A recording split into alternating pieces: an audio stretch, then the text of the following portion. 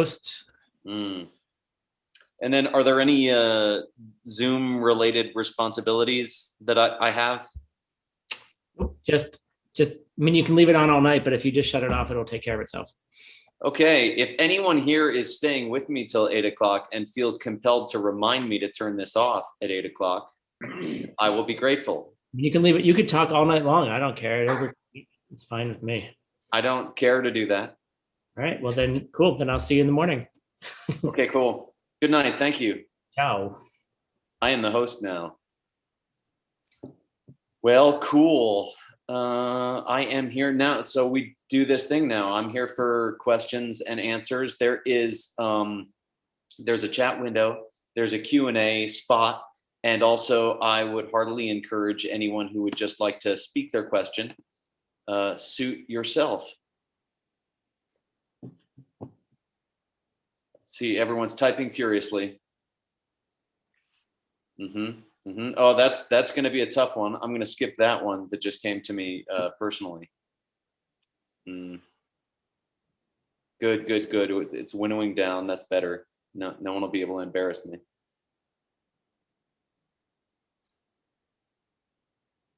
All right, we've got it all figured out. What do you think about this Kunshi business? Oh no, Teacher Ben. You of all people. What do I think about this Kunshi business? Anything. Yeah, I understand. I appreciate it.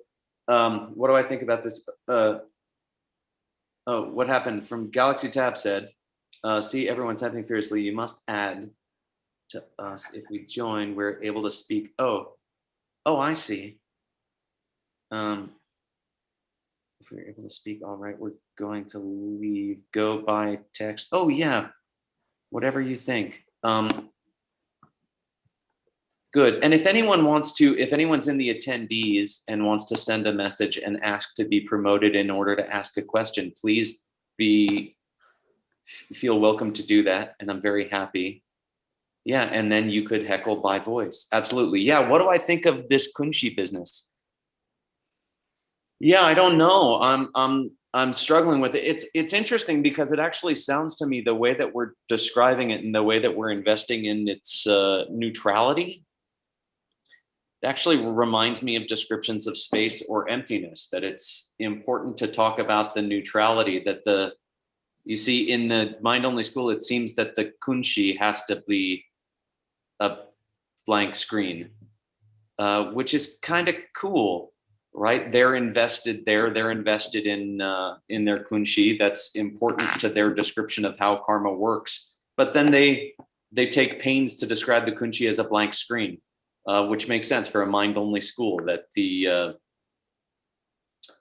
mind is sort of clear and available, and that allows your karmically charged seeds to have a karmically charged effect. I think it's kind of neat. Thank you. Sure, I was hoping you would argue with me or something about it. Well, I would, but we're in company. Oh, what better place to argue? That's the best way to argue. Okay, well, let me just say this. It sure appears, or I got the hit that this was such self-existent language. I nearly puked. Uh-huh. Sorry, is that a little too much? I don't know, not necessarily. Okay. That was kind of the impression I was getting out of it also. It sounded like it was almost like a self-existent Kunshi. Right. Sure. Well, I think the Kunshi is, yeah, sort of self-existent in the mind-only school. I mean, in the mind-only school, that's sort of the one thing that really exists. There are no outer objects, right? Nothing really exists out there. Because if you knew what it really was, you would know that it was just your mind. I don't think that mind only would hold that they believe in self-existence of anything. I'm not so sure about that. No? So the way they would say, what, the Kunshi is projected by what? I mean, the gotcha is thinking that what you're seeing is not coming from your seeds produced by your Kunshi. Oh no, is not coming from your seeds produced by your Kunshi. So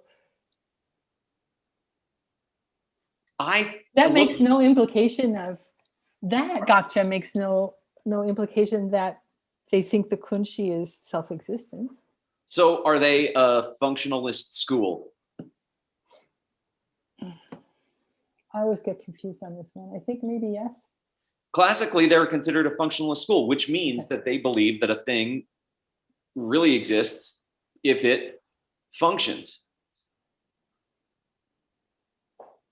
And I think from their perspective, there's sort of only one real functioning thing.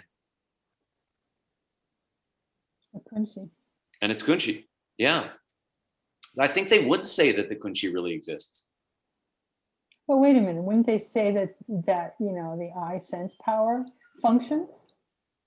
The eye sense power functions. So then that would be self-existing. Yeah, it is self-existent in a sense, but it's empty of being what you think it is, right? Which is something other than the kunshi. You think that the eye sense power is an external object, and you're wrong. You see, it's empty of being an external object.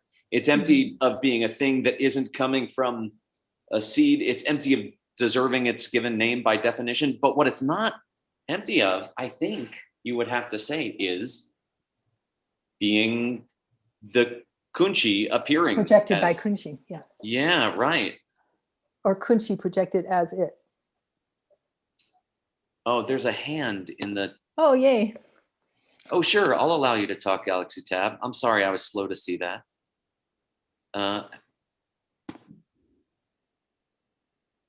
Okay, Galaxy Tab, if you didn't give up on me for being slow,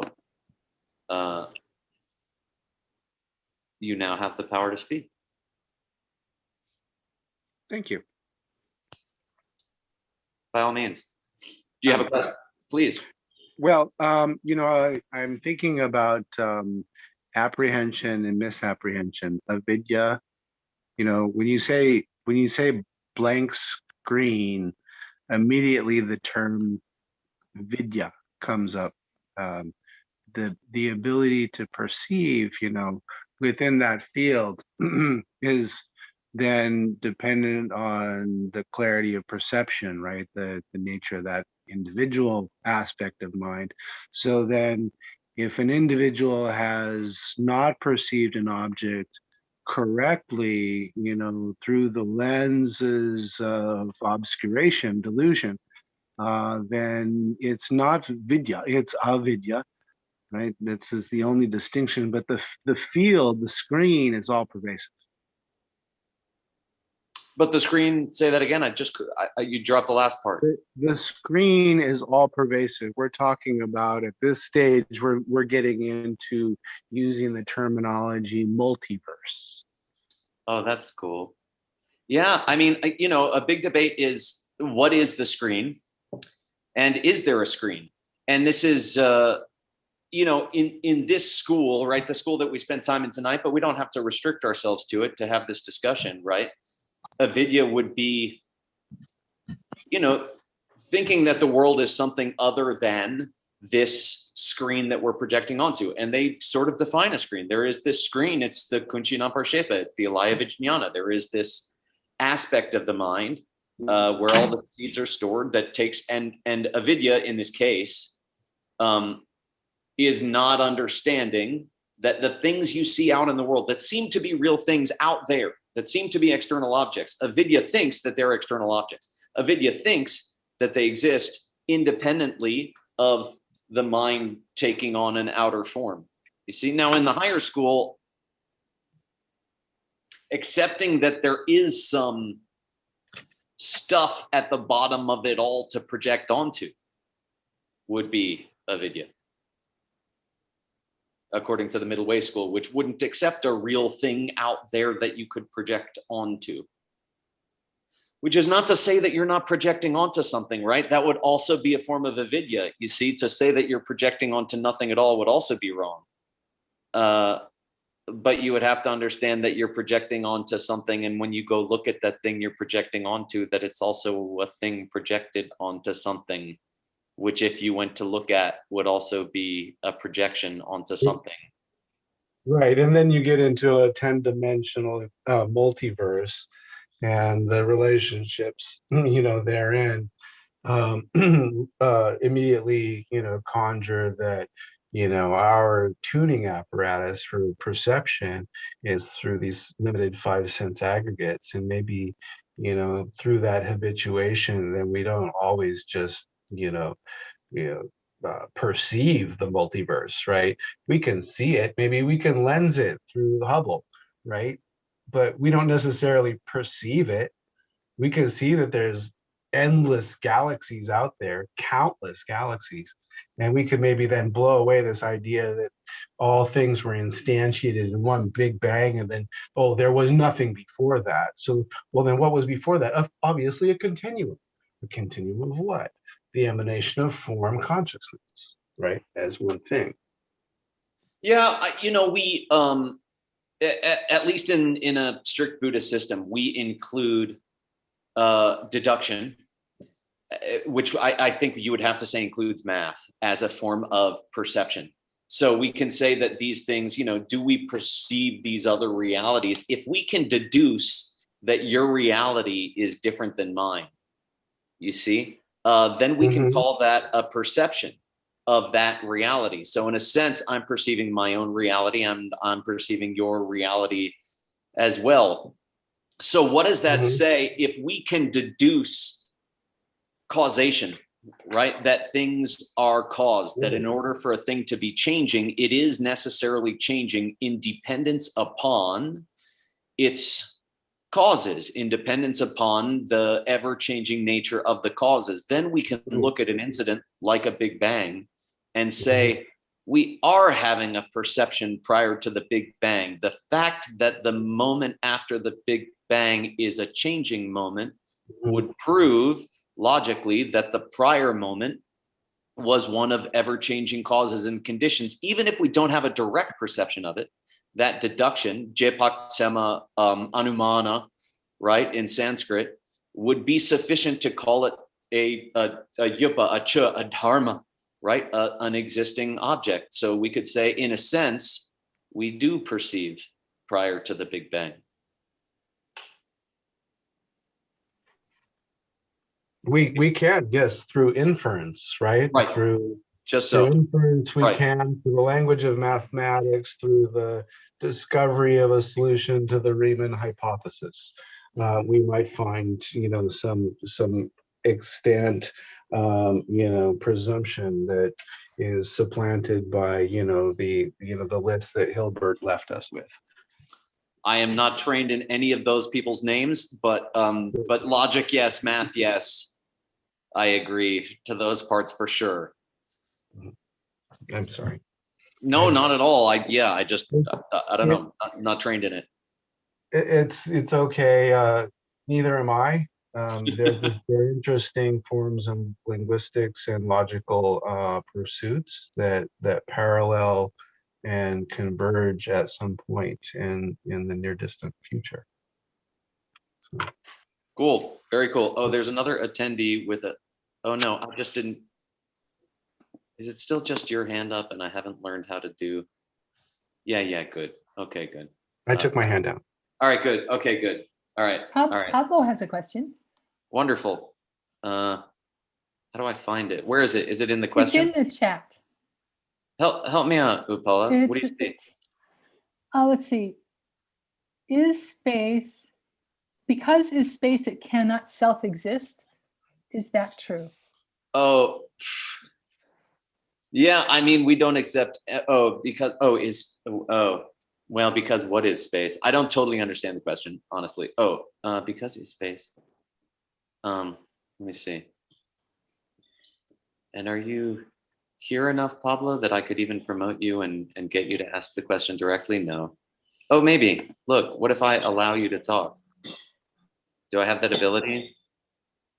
Pablo, did you have a question? You now have the ability to speak if you would like. You were asking or commenting about space and self-existence.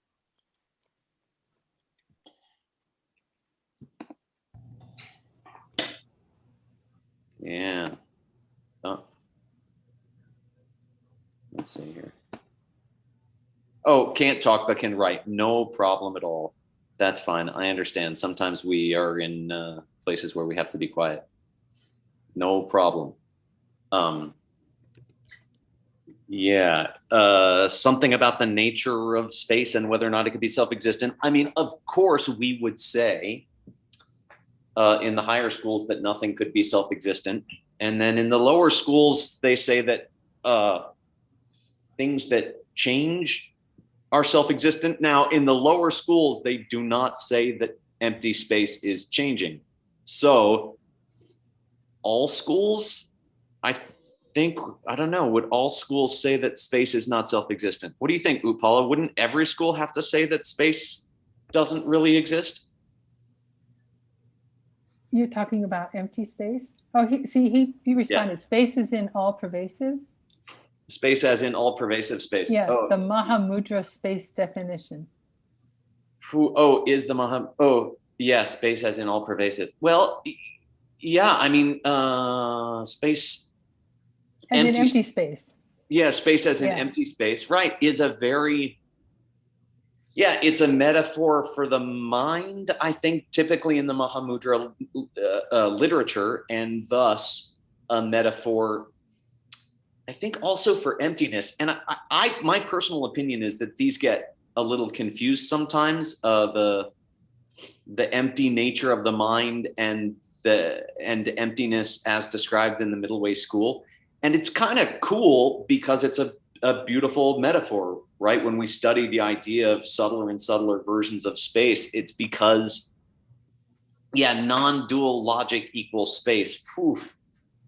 Yeah, non-dual is a big can of worms. I mean, in our school, typically we would say that non-dual means the way that you see things and the way that they are match. But I think you may be talking about what is the mind free of conception?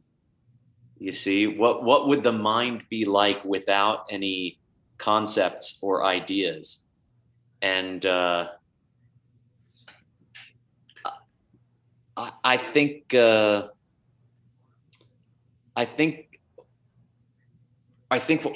my personal opinion, okay, I don't know, is I think we would have to say no such thing. My opinion, in order to perceive a thing, that a mind is that which perceives. You see? Oh, I don't know if it's okay to, I don't know if it's, listen, I'm the mixing schools guy.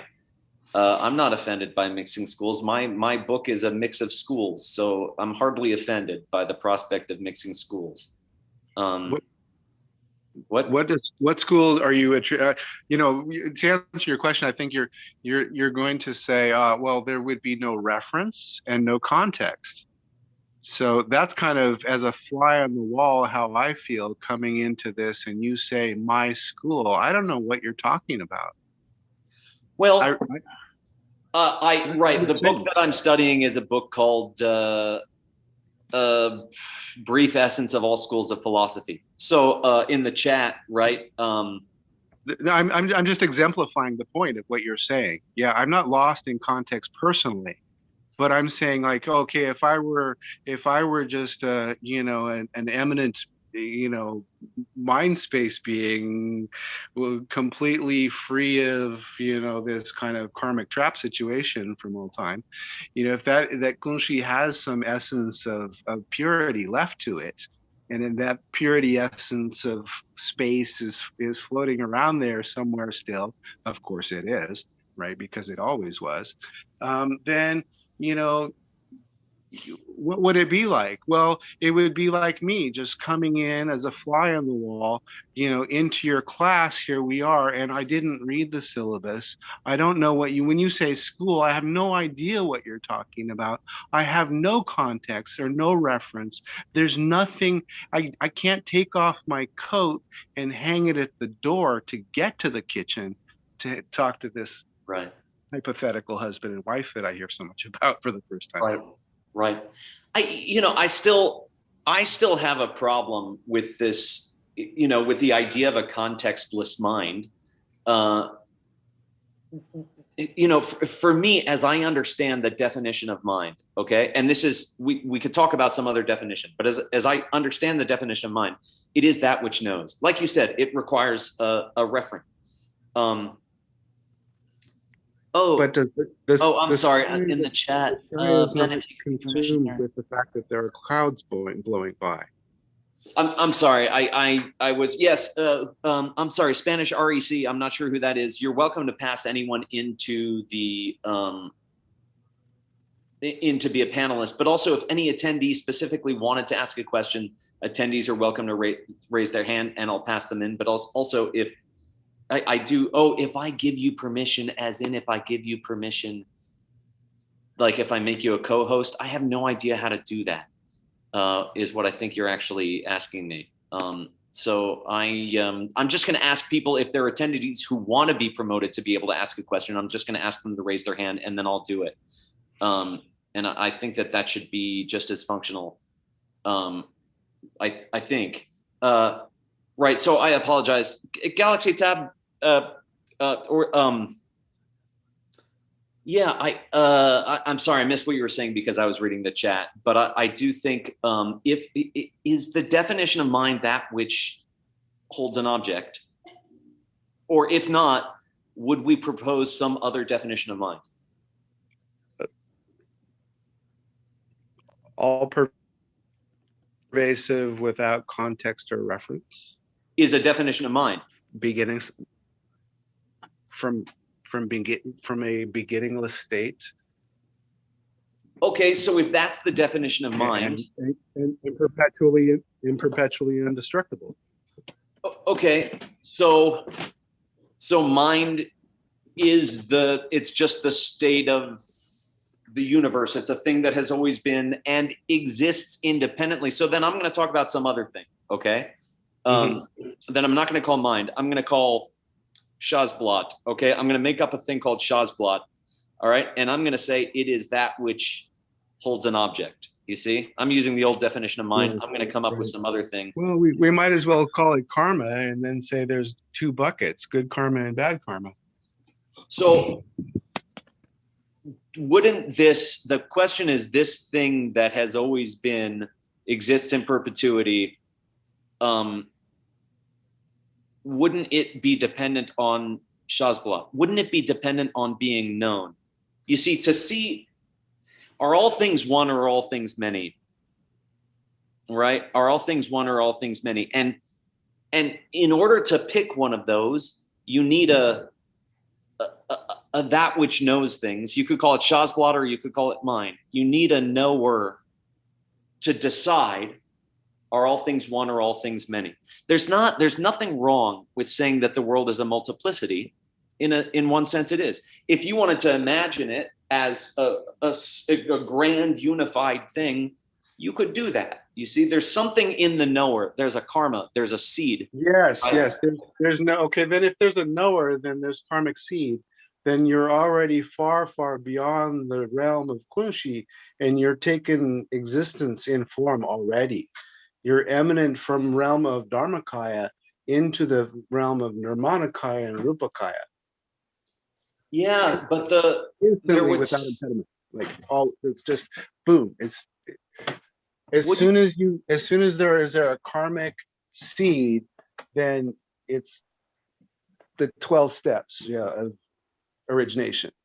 Wouldn't you need a mind to say there's such a thing as sorry, I shouldn't say mind. Wouldn't you need a knower? Basically, when you need conception. Okay, and this is, I'm sorry, Pablo, it seemed like we kind of moved past your question, but I do want to address your question. Okay, and I'll make a debate about it. All right, which is, wouldn't there have to be something to delineate what is this sort of mind? You see, wouldn't it take some conception to say this is that kind of mind and this isn't that kind of mind? Wouldn't it take some sort of conception, some sort of that is the karmic conception vessel. Yeah. That is the tigle that has the already conjoined, the red white essence has already come into to conjoined karmic bondage with phenomena and has already then predicated the existence of molecules, and then somewhere that molecules exist in a womb, and then in a womb, a mother, all this stuff is then predicated on what? The original thing, which is, I want that mother energy, right? That desire. Oh, look at that. That's really amazing. Those two dogs are copulating. I want to be in the middle of that. Sure. Right. It looks really Yeah. whatever the habit of mind is, right? Well, what is the habit of mind? And those are the samskara. Those are the scars that you carry with you, the impressions that came from the previous existence. We have someone else who wants to ask a question, and I'm asking you. You raised your hand, and I'm asking you to unmute, but I can't read your name. So, feel free to ask a question. Whoever raised their hand in the chat that I hope I just successfully promoted. Oh, yeah. Oh, good. Oh, let's see.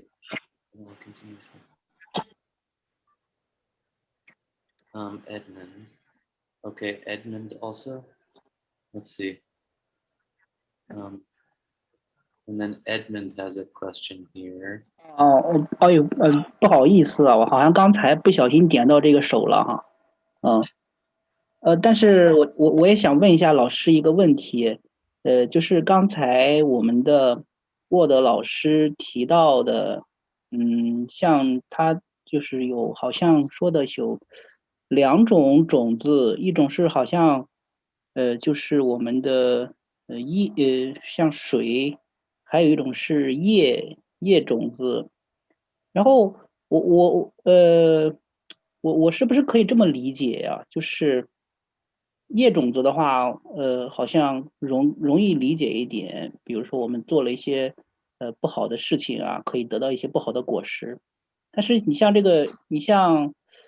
是个水的话，是不是就是我的理解是不是一种就是说，如果别人对我们做了一些事情，对我们产生了一种习惯性的影响。你比如说，我的朋友欺骗了我，就是欺骗了我，伤害了我，我就对这种人，特别的形成了一种敌视的这种情绪，这种情绪可能会持续很长时间，可能也会在我的生命当中形成也是一个类似的一个习惯，是不是可以这么理解吗？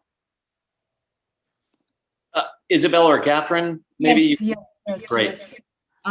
So she is saying, hold on a second, let me mute. Okay, so he's saying, oh, sorry, hold on a second. No problem. I think, yeah, maybe, there you go. This is the question from Word Session. In Word Session, I mentioned that there are two kinds of seeds. One kind is called water. It's something like water. And second type is something like karma. Can I understand in this way?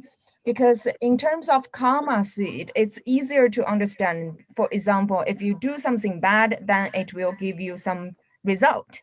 And in terms of the water seeds, can I understand in this way, like if somebody else is doing something to me, then it will give me a kind of habit that affect me for a longer time. For example, if some friend, they cheated me, and it just made me feel angry and resentment for a long time, and it kind of make me very cautious even later on in my life. So his question is just to ask you how he could understand these two kinds of seeds that was mentioned in word class last class. Yeah. Yeah, unfortunately, I would have to speak to some extent, generally more than specifically, because I'm not sure if that's what I gathered exactly. So in a general sense, I think we would have to say no one else can plant a seed or a habit in you. right? Only you can plant a seed or a habit in yourself. Now, you may see someone behave in a certain way, and that would be related to a seed in you. And that seed may connect with some habit, right? So if you have yelled at people in the past, you will have the habit of yelling at people in the future, and you will have the tendency to see people yelling, right? So these two can coincide. But I don't think that you can legally say from a karmic perspective that the person you see yelling in the future would be the cause of your habit of being more likely to yell in the future, though they could happen near each other, you see, but still the cause would have to have been your yelling in the past. Only you can plant a seed in you, if that makes sense. Let me see. There's also, talking permitted. Good. Okay, good. Edmund, I'm working to understand your question. If something is good, then it will continue as good. What can trigger a change from good to bad as we experience in real life? I'm not sure. I apologize. I'm not sure that I quite understand the question about shifting between good and bad karma. Paula, you're still here. Do you have any sense of that? You maybe saw. Great. Can I just speak to the water and the karma and the water question? Of course. So in the quote in the text, Jason Kappa is quoting, right? And it talks about the two different kinds of kunchis. There's the Leiki kunchi, and then there's the what's the other name? Sorry. Well, there's the other kind, right? Okay. Yeah. All right. the zinni. Right. Okay. Bakchak. Okay. Oh, the two kinds of bakchaks. Excuse me. Leiki bakchak and zinni bakchak. Okay. So when the quotation talks about this metaphor of sabun, which is seeds, and chu, which is water, it's talking about two different groups of bakchaks. So the sabun is talking about the leiki bakchaks, which create the body. And the water is talking about one of the parts of the zimpaniki bakchaks, and it's the part that creates your mind in the future. And that the water assists the seed, the sabun. The water assists the seed for the future body. Does that make sense? So the bakchak that will create your mind in the future is the contributing factor for the ripening of the sabun, which is your body in the next life, the leiki bakchak. And we would say that one's karmically neutral, yeah? Yeah. We would have to, right? Yeah. Yeah, cool. Yeah, okay, great. what was the other one? I'm sorry. I don't fully understand the question. There's a question in the chat from Edmund, and I'm not sure what STH here stands for. So yeah, me either. that's partly why I'm stumped. Okay, so if it's talking about the kunchi and this little debate about, why can kunchi be karmically neutral? Mm-hmm. Right? Why can the foundation, we've got these good seeds. Why can't we just have good seeds ripen and bad seeds ripen? And then there was that whole debate about what, Jason Kappa was sort of trouncing them. So the trigger of a change from good seeds ripening, meaning good experience, right? Your experience of a happy experience or something. The trigger from good to bad, which would be like a kind of experience that you're not happy about, you would like to end. Yes. It's nothing between the two karmas. It is a karma ripening. Your karma ripens, ends, and it disappears, right? Karma ripens, it's gone. Karma ripens, it's gone. And that's happening 67 times every finger snap. So the trigger, there is no trigger between good and bad other than one moment you're experiencing the result of something positive you did towards somebody else in the past. And then the next moment you're experiencing the result of having done something to harm someone in the past. Right. So all you can do, I think, given that, all you can do is be helpful to each other. Right. Yeah. Right. Exactly. And I don't know, and be gentle with ourselves or something. I just want to say as an aside, it just has occurred to me lately. It's hard. It can be hard to move karma. It can be hard to move ourselves. It can be hard to change our behavior. Our own behavior is also coming from karma. And so, we see that we've made mistakes in the past. And I just want to say as an aside to this, because it feels heavy to me sometimes when I think about it, that it's just nice to be gentle with ourselves about our struggles to be good, our struggles to be nicer in the next moment. I have a 5-year-old boy. Some of you know, some of you don't, and all he wants from me in this world is to sit there and be available to him, is to pay attention to him, give him my attention, hang out with him. And sometimes I find it hard to just sit there and pay attention, and it's not my fault. And I can't be mad at myself for having the seeds that I do. But I can make a prayer, you see, that I'm more available each time he wants my availability, and that I can be more loving each day in the future.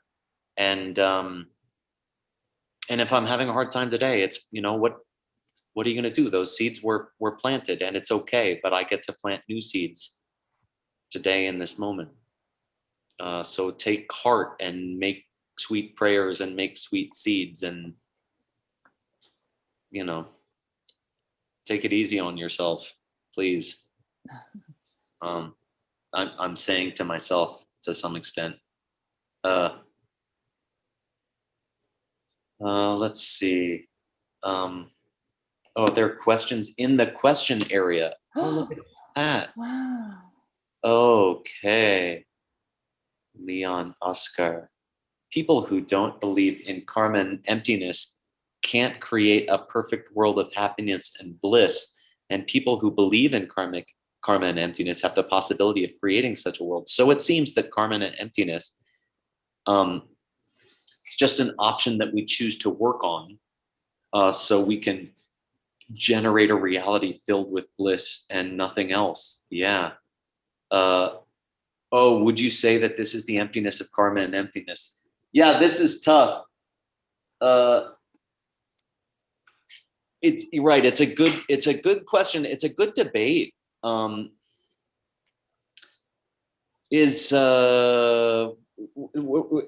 would you debate with me a little bit? You always trounce me. And that's a good thing. That's a good thing. Okay.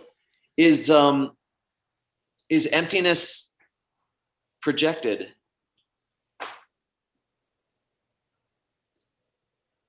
Emptiness is an absence. Okay, so emptiness is empty, or emptiness is not empty? How about this? Are all things empty? Is everything empty? Is everything you can conceive of empty? Yes. So I've been told. Is I've not seen this directly. That's what I've heard. Tell it on the mountain, my sister. Is emptiness then a thing we can conceive of? Yes. Is emptiness empty? Yes. Are all things that are empty projections? Are all things that are empty projections? Yeah. Projected in through dependence upon our seeds. Yeah. Yeah. So emptiness is projected. Well, I think my problem is that emptiness is being considered some thing in quotes. And So- so we need to be talking about like an emptiness. Are we talking about the fact that the cup has no nature of being a cup from its side? let's say my mind. Is my mind a projection? Your mind is a projection. Is the emptiness of my mind a projection? Is the emptiness of your mind a projection? So if you think about emptiness is the fact that your mind does not exist from its own side. And where else do facts come from but as an arising of a ripening seed? An archetype arising, says K-J. So the emptiness of my mind is a projection.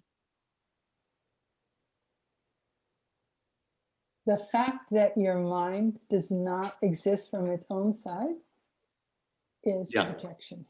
Okay, so the emptiness of my mind is a projection, right? That is what you're saying? The fact? How many See, times you're are we going to do refusing. this? Well, that's the thing, typically you get a duh or a cheat here. Yeah, I know. Do you not agree that the thing that you're restating is the word? Are you just restating in different words the emptiness of my mind? Is emptiness of my mind and the fact that my mind does not exist independently of my past deeds, you see, are those equivalent terms? Is the definition equivalent to the word being defined? Well, what I'm trying to say, so a fact is obviously a positive thing, and Okay. an absence is obviously a negative thing, except for the concept absence and the concept emptiness. The concept, yes. The fact, yes. Projections. Can you say that an absence of something is a projection? I think you have to. I think you have to, right? If there were one thing at all that wasn't there, we could divide things into Takpa and Mitakpa, changing and unchanging things, right? Unchanging things, lax are unchanging things, right? All things are projections. All things are dependently originated. It's a hallmark of the middle way school that we account for the dependence of unchanging things like lax. So I guess here's what I'm trying to get at, okay? I think you have to say that emptiness is projected, okay? I think you have to say that emptiness is empty.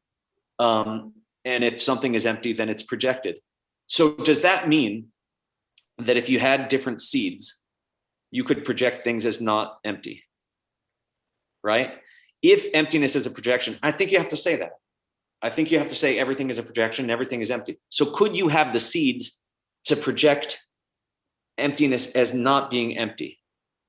You would think. There's tons of people on this planet who think that. Yeah, but in order to have the seeds to project emptiness as not being empty, it would have to be empty in order to receive the that seed. label. Right, yeah. So in order to project emptiness as not being empty, you could only do that in dependence upon it being empty. You see? Yeah. So you kind of have to say that the answer is no. You see, you can't validly project emptiness as being not empty, because emptiness would only be able to be not empty in dependence upon it being empty. No. That's only if you think that way. If you don't think that way, if you think in concrete terms, emptiness is empty, period. Okay. It can only be the absence of self-existence on the part of, there is no me and mine. Well, then all the other schools of Buddhism are going to say, well, screw you, you're wrong. Right? I didn't follow. So if you accept that emptiness is a I'm sorry. Go ahead. No, not at all. I just don't know if I followed. Like not all the schools agree on what emptiness is, correct? Not all the schools agree on what emptiness is. Right. But in order for the universe to receive my projections, you see, there must not be a self-existent thing to block my projections from Who says that these people who think emptiness is not emptiness think that they're projecting anything? Maybe they think that everything is coming towards them. Right. And could that be true for them? Yes, of course it is. And the only reason that we could say that that could be true for them Yeah. would be because we would say that there would be nothing to block that projection of theirs. There would be no self-existent thing to block that projection of theirs, which means that we're saying that things could be not empty for them because things are empty for them, which is a contradiction. So things have to be Because empty. things for are everyone. empty. Well, I don't see how you're making the leap that things are empty for them.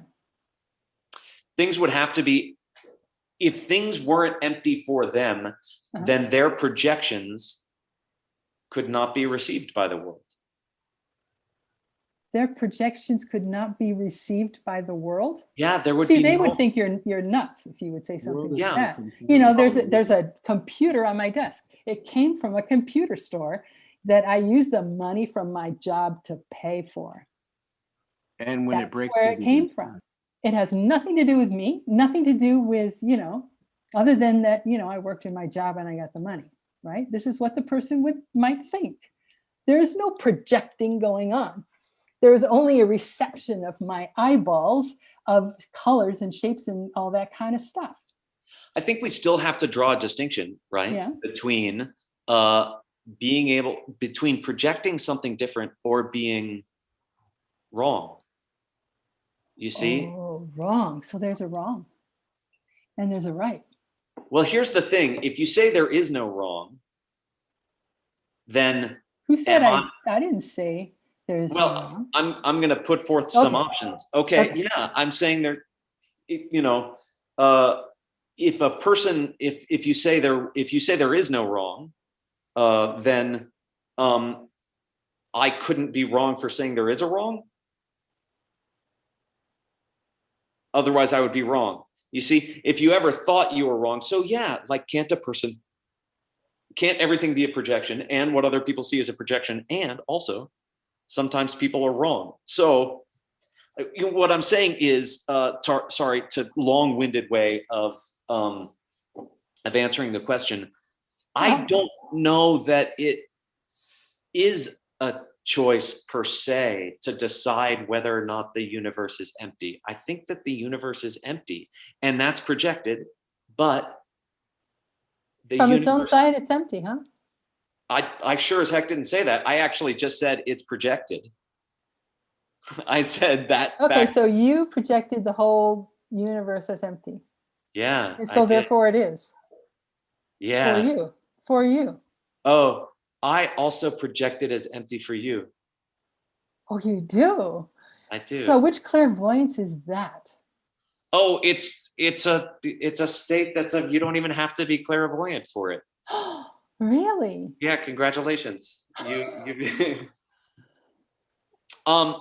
so I think my personal opinion, and I think it's a wonderful debate.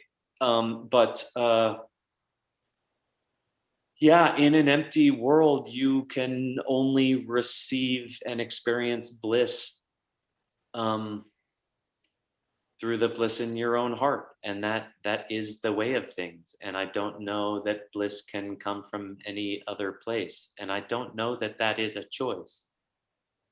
My opinion. It's obviously debatable. But I don't see how you could talk about projecting a world as not being empty unless there were an empty world onto which to project non-emptiness. Oh, I see, because you're using the negative word. That's why you're saying that. Which I think is a contradiction. I think that would be a contradiction. So how about if you said there is a solid world? If there's a solid world, then the solid world doesn't accept your projections. The solid world already is what it is from its side. There's another question in the chat, and I want to, because we have limited time, I want to try to. Sorry. On the last class, if I understood correctly, you raised the question of why the text you were translating was meandering through some topics related to Abhidharma. Oh my God, it's a question about my text. That's wonderful. I can be confused about something I'm experienced in. When the text discourses on Siddhanta, the specific topic mentioned were miracle powers. As far as the above statement is correct, a consideration follows. Right. Vasubandhu's Abhidharma Kosha topics chapters gradually lead to a final chapter, chapter 9, entitled Refutation of the Pudgala. In chapter 9, Vasubandhu details refutation of the Vatsiputriya theories, the soul theory of the grammarians, and the soul theories of the Vaisheshikas, right? The text you're translating may have the intent to provide some minute clarifications of difficult Abhidharma topics in order to establish a solid base of understanding on which an even more comprehensive philosophical comparison may be further established. Fernando, I don't know if you can talk or if I have the ability to allow you to talk. Let me see, are you in the chat? I want to try and find you. And I don't have a clear and definitive answer. I don't see you. I don't even know for sure if you're still here, and I apologize for that. I don't know, you know, Fernando, I told you now I can be confused about my own. I mean, it's brilliant and it's exciting to see the depth of your study in the Abhidharma Kosha. I would have expected a refutation like that, clarifications of like that to have come earlier in the text. So yeah, one would think it's a great text for making these comparisons with other schools. At this point in the text, we went through the eternalist schools, and we went through. We mentioned the other detailist schools and the Vatsiputriyas. Why now? Why did he wait to use these concepts in the higher part of his presentation of the Madhyamika school? This is why I'm a little bit stumped. Why did we do this specifically on the subtopic of the higher part of the middle way school? That's why I'm still a little stumped.